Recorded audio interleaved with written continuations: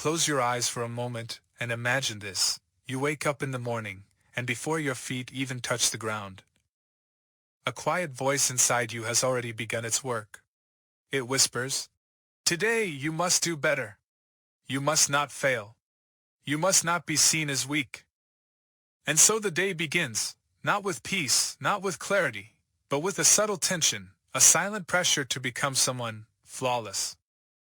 Now open your eyes again and ask yourself honestly, how long have you been living like this?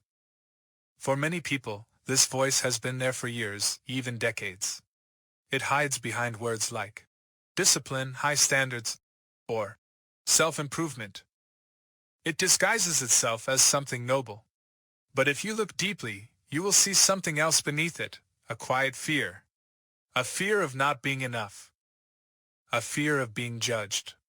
A fear of being seen as imperfect. This is the hidden suffering of perfectionism. Perfectionism is often misunderstood. From the outside, it looks like ambition, like excellence, like the drive to succeed. Society even rewards it. The person who works the hardest, achieves the most, makes the fewest mistakes. That person is praised, admired, even envied. But what we do not see is the inner world of that person. The endless self-criticism. The inability to rest. The feeling that no matter how much is achieved, it is never quite enough. You complete a task, and for a brief moment, there is relief. But almost immediately, the mind moves again. You could have done better. You reach a goal, and instead of peace, there is a new standard waiting for you. Higher. Harder. More demanding. It is like trying to fill a cup that has no bottom. And so the cycle continues, effort, achievement, dissatisfaction, and then more effort again. But let us pause here and look deeper. What is really happening? Why does a simple mistake feel so heavy? Why does a small failure linger in the mind for hours, even days? Why do we compare ourselves endlessly to others, measuring our worth against an invisible scale? If we are honest, we will begin to see something very important. Perfectionism is not really about the task. It is not really about the work. It is about you. Or more precisely, it is about the idea of you. There is a hidden assumption operating quietly in the background of the mind. It says, there is a me here, someone solid, someone real, and that me must be improved, protected, perfected. And once this belief is in place, everything changes. Every action becomes a reflection of who you are. Every success becomes proof that you are worthy. Every failure becomes evidence that you are not. The stakes are no longer small. They become deeply personal. This is why perfectionism is so exhausting. Because you are not just trying to do something well, you are trying to be someone worthy. And that is a burden far too heavy for any human being to carry. Think about it. If your entire sense of self is tied to how well you perform, how could you ever truly relax? How could you ever allow yourself to make mistakes, to be uncertain, to simply be human? Even in moments of rest, the mind does not rest. It replays conversations. It reanalyzes decisions. It imagines better versions of what could have been said, what should have been done. It creates an ideal version of yourself, and then quietly judges you for not being it. This is not freedom. This is a subtle form of suffering. In the teachings of the Buddha, this kind of suffering is not unusual. It is deeply human. But what makes it so persistent is not the external world. It is the way the mind relates to itself. We are not just experiencing life. We are constantly evaluating it, measuring it, comparing it, and most importantly, taking it personally. A harsh word from someone else becomes, "They don't respect me." A mistake becomes, "I am not good enough." A failure becomes, "There is something wrong with me." Do you see what is happening? Life is no longer just a series of events. It becomes a mirror that reflects back an image of who you think you are. And if that image is not perfect, the mind suffers. So the question is not simply, how can I stop being a perfectionist? The deeper question is this: who is this? I. That is trying so hard to become perfect. Who is this self that feels threatened by every flaw, every mistake, every imperfection? We rarely question this. We take it for granted. We assume that there is a solid, me, at the center of experience, a thinker of thoughts, a doer of actions, an owner of success and failure. But what if this assumption is not entirely true? What if the very foundation of perfectionism, the belief in a fixed, unchanging self that must be perfected, is itself an illusion? If that were the case, then everything we have been struggling with, all the pressure, all the self-judgment, all the endless striving, would begin to look very different. Because maybe the problem is not that you are imperfect. Maybe the problem is that you believe there is a you that must become perfect. And if that belief is questioned, deeply, honestly, and with clarity, something extraordinary can begin to happen. The burden you have been carrying for so long may not need to be carried at all. Now let us go deeper, beyond the surface of our habits, beyond the familiar voice of self-judgment, into something far more subtle, something that the Buddha pointed to over 500 years ago, yet remains profoundly misunderstood even today. He spoke of a truth that is both simple and unsettling. What we call the self is not what we think it is. At first, this may sound strange, even uncomfortable.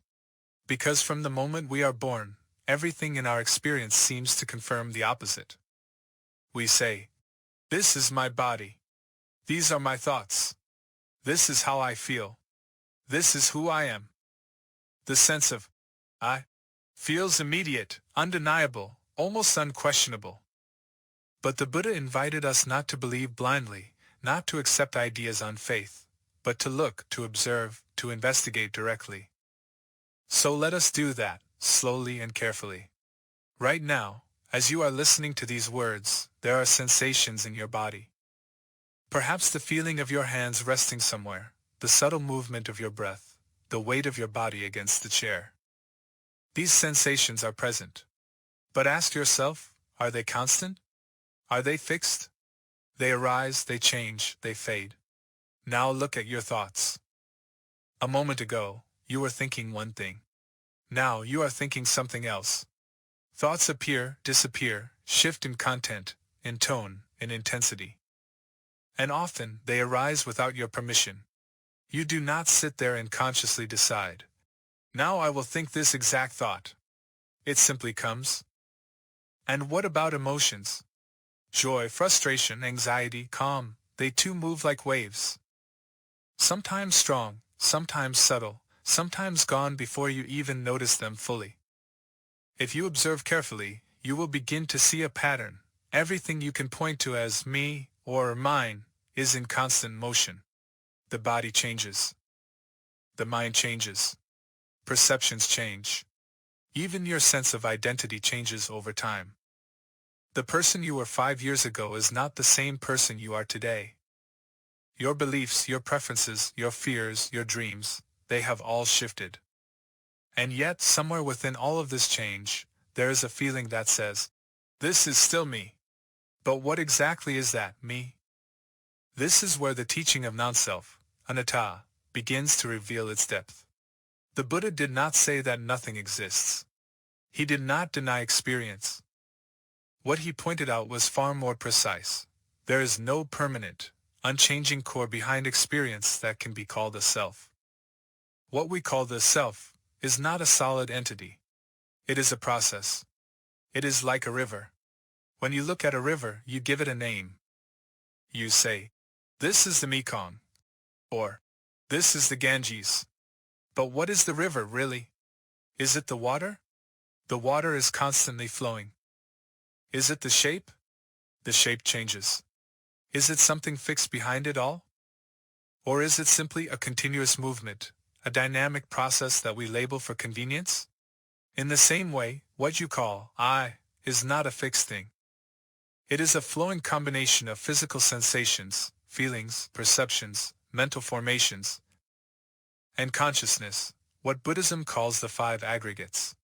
They arise together, interact, and pass away. And out of this ever-changing process, the mind constructs a sense of identity. A story, a narrative, a someone. But that someone is not as solid as it appears. And here is the crucial insight. Perfectionism depends on the belief that this someone is real, stable, and in need of improvement. Think about it carefully. If there were truly a fixed self inside you, something permanent, something unchanging, then it would make sense to try to perfect it, to polish it, to make it flawless. But if what you call self is actually a process, constantly shifting, constantly arising and passing, then what exactly are you trying to perfect? Are you trying to perfect a thought that will disappear in seconds? Are you trying to perfect an emotion that cannot stay? Are you trying to perfect an identity that is already changing as you hold on to it? It is like trying to carve a statue out of flowing water. No matter how hard you try, it will never hold its shape. And yet, this is what the mind does every day. It takes something fluid and treats it as solid. It takes something temporary and treats it as permanent. And then, based on this misunderstanding, it creates pressure, expectation, and fear. I must be better. I must not fail. I must become perfect. But who is this I? When you look closely, you cannot find it as a fixed entity. You only find experiences arising and passing, sensations, thoughts, emotions, perceptions, none of which stay, none of which can truly be owned. This does not mean that you disappear. It does not mean that nothing matters. It simply means that the way you have been relating to yourself may not be accurate. And when that insight begins to sink in, not just intellectually, but experientially, something starts to loosen. The tight grip around identity begins to soften. The need to constantly define yourself, to prove yourself, to perfect yourself, begins to lose its urgency. Because you begin to see that there is no fixed self behind the experience that needs to be defended or completed. There is just life unfolding, moment by moment, changing, moving, flowing. And within that flow, the idea of a perfect, unchanging you starts to look less like a truth, and more like a story the mind has been telling itself all along. And if it is a story, if it is something constructed, something imagined, then perhaps it can also be seen through. And when it is seen through, even for a moment, the entire structure of perfectionism begins to tremble. Because without a fixed self to perfect, what remains of the need to be perfect at all?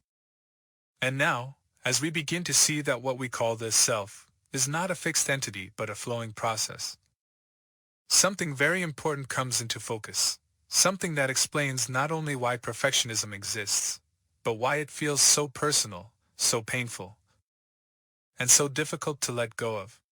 Because even if the self is not truly solid, the mind still treats it as if it were. This is where the suffering begins. You see, the problem is not just that we experience thoughts, emotions, and sensations. The deeper problem is that we identify with them. We take what is changing, what is unstable, what is not truly ours, and we say, "This is me. This is mine. This is who I am." And the moment that identification happens, a chain reaction begins. A simple thought arises. This wasn't good enough. On its own, it is just a thought, passing, fleeting, empty of any fixed meaning. But almost instantly, the mind grasps it and turns it into identity. I am not good enough. Do you see the difference? In that small shift, from observation to identification, the weight of the entire experience changes. Now it is no longer just a passing mental event. It becomes something personal, something heavy, something that defines you. And once that happens, the mind moves into protection mode. It says, if being imperfect means that I am flawed, then I must do everything I can to avoid imperfection. And from that moment on, perfectionism is born. It is not born from a love of excellence. It is born from fear. Fear of being seen. Fear of being judged. Fear of being exposed as not enough. And so the mind constructs strategies. I must perform well, so that I can feel worthy. I must not make mistakes, so that I can feel safe. I must be better than others, so that I can feel secure in who I am. But look closely, each of these is not about the task itself. It is about protecting an identity. An identity that, as we have already begun to see, is not stable to begin with. And this is where the trap deepens. Because the more you identify with your achievements, the more fragile your sense of self becomes. If you believe, I am my success, then what happens when you fail? If you believe, I am my image, then what happens when others criticize you? If you believe, I am my performance, then what happens when you cannot perform at your best? Every crack becomes a threat. Every mistake becomes evidence. Every imperfection becomes something that must be hidden, corrected, or erased. And so you begin to live in a constant state of tension. Not because life itself is unbearable, but because your relationship to it is shaped by this need to defend a self-image. This is why perfectionism is so exhausting. Because you are not just doing things, you are constantly managing how those things reflect on you. You are not just speaking, you are monitoring how you sound. You are not just working, you are measuring whether it is good enough.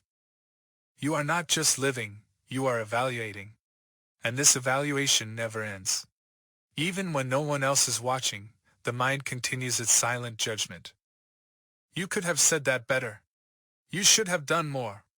That was not enough. It becomes an internal critic that never sleeps. And yet here is something very subtle, something that is easy to miss. This critic is also just a process. It is not a fixed authority. It is not an ultimate truth. It is a pattern of thoughts, conditioned by past experiences, by societal expectations, by habits of comparison and fear. But because we identify with it, because we take it personally, it gains power. It becomes my voice. It becomes my standard. It becomes who I am.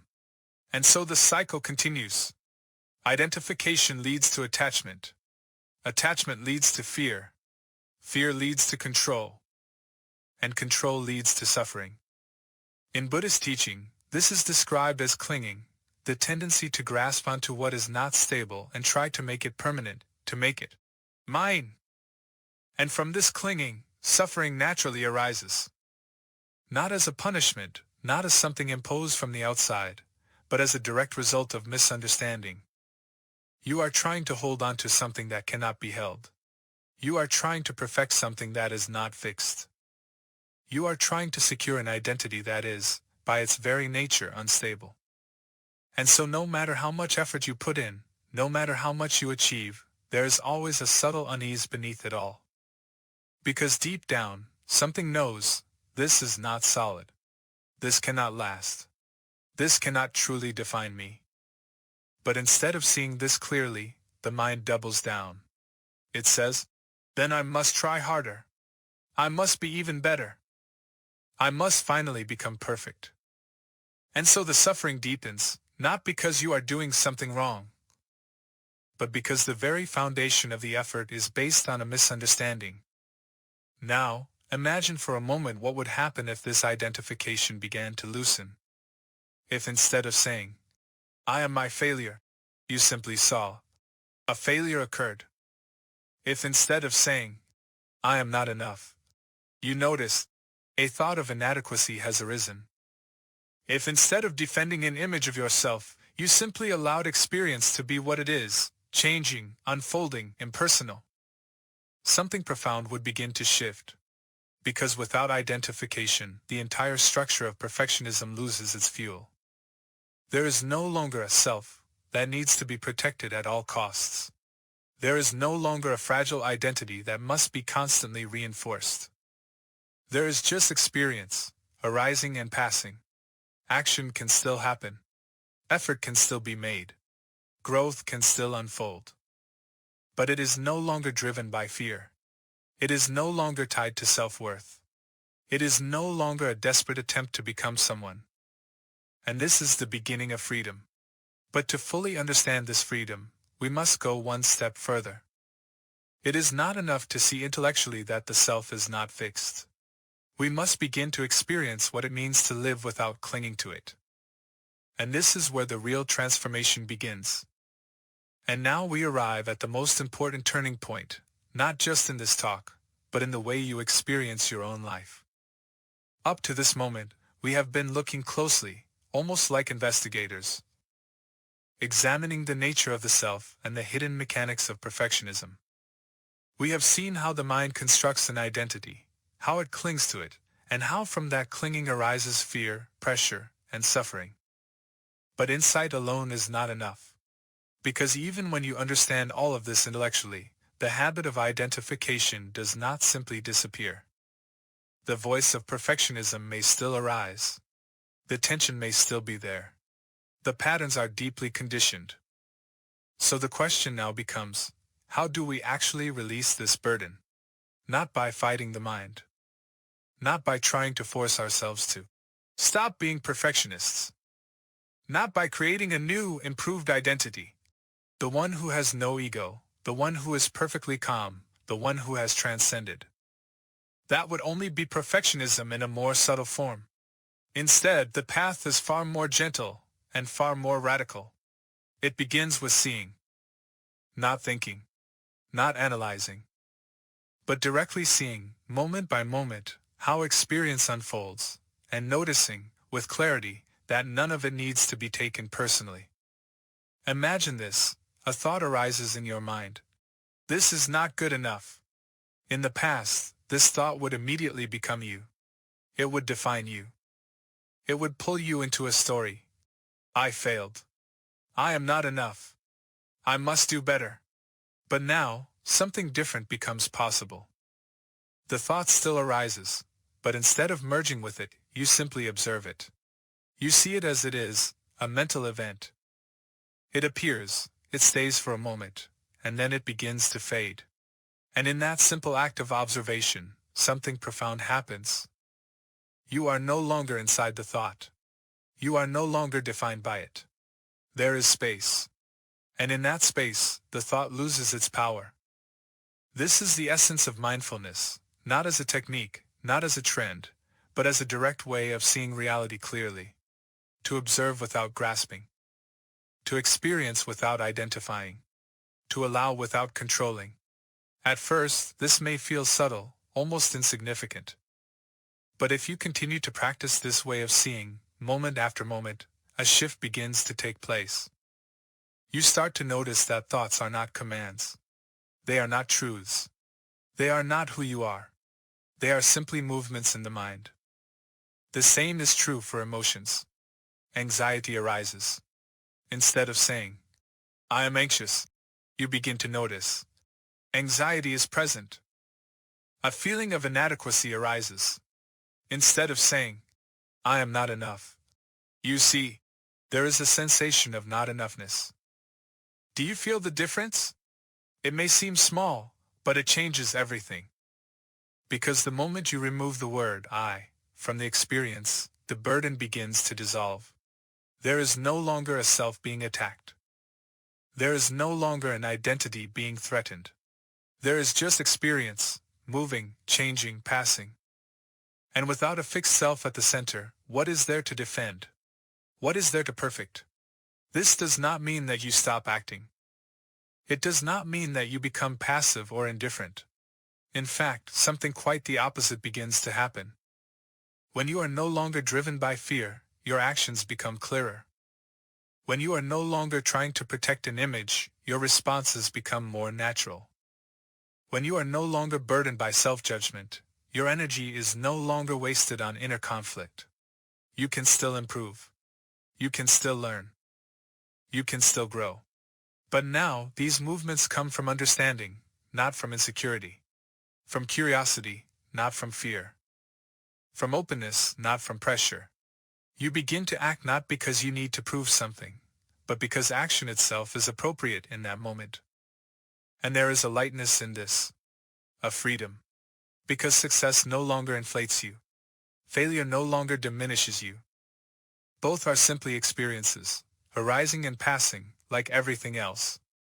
And as this understanding deepens, even the sense of being the one who observes begins to soften. At first, it may feel like there is a you, watching thoughts, watching emotions, watching the flow of experience. But if you look even more closely, you will begin to notice something extraordinary.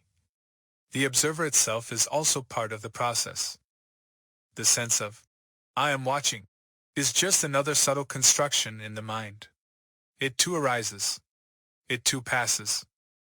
And when this is seen, not as an idea, but as a direct experience, the entire structure of self begins to dissolve. Not in a dramatic way. Not in a mystical explosion. But quietly. Naturally. Like a knot slowly untying itself. And in that unraveling, something remains. Not a self. Not an identity. But a simple, clear awareness. Open. Unburdened. At peace. This is not something you create. It is not something you achieve. It is what is already here, when the need to be someone begins to fall away.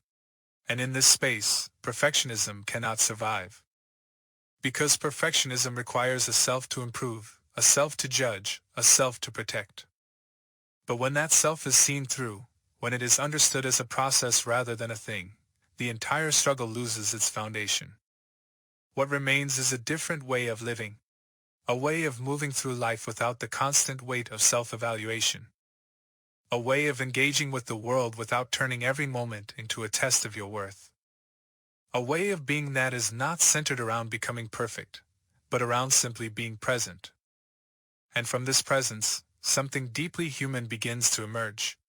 Not a perfect person, but a free one. And so, after everything we have explored, after looking deeply into the illusion of a fixed self, after seeing how perfectionism is born from identification, and after discovering the possibility of observing experience without clinging, we arrive at a quiet, yet profoundly transformative question. What does it actually mean to live, without the need to be perfect? At first, the mind may hesitate here. Because for so long, perfectionism has felt like a form of control, a kind of safety. It has whispered, if you let go, everything will fall apart. You will become lazy. You will lose your edge. You will stop growing. But if you have been following closely, you may begin to sense something different. You may begin to see that it was never perfectionism that gave you clarity. It was never self-criticism that gave you wisdom. It was never fear that gave you true direction. Those things only created tension. They created pressure. They created a constant inner resistance that made every step heavier than it needed to be. So what happens when that resistance is no longer there? Does life collapse? Or does something else, something quieter, something more natural, begin to take its place? Imagine waking up in the morning, and instead of that familiar voice saying, you must be better today, there is simply awareness. The body wakes up. The breath moves. The day begins. And action arises, not from a need to prove anything, not from a fear of being inadequate, but from a simple understanding of what is needed in that moment. You still work. You still create. You still engage with the world. But something fundamental has changed. There is no longer a constant measurement running in the background. No invisible scoreboard tracking your worth. No silent comparison turning every experience into a judgment. There is just participation in life. Fully. Directly. Without the extra layer of, what does this say about me? And in this way of living, something very beautiful begins to unfold. You start to notice that learning becomes easier. Because mistakes are no longer threats, they are simply information. You start to notice that relationships become more genuine. Because you are no longer trying to present a perfect image, you are simply present. You start to notice that creativity begins to flow more freely. Because there is no longer a fear of getting it wrong, there is only exploration. This is the paradox that the mind often cannot understand at first. When the need to be perfect disappears, your ability to function does not weaken.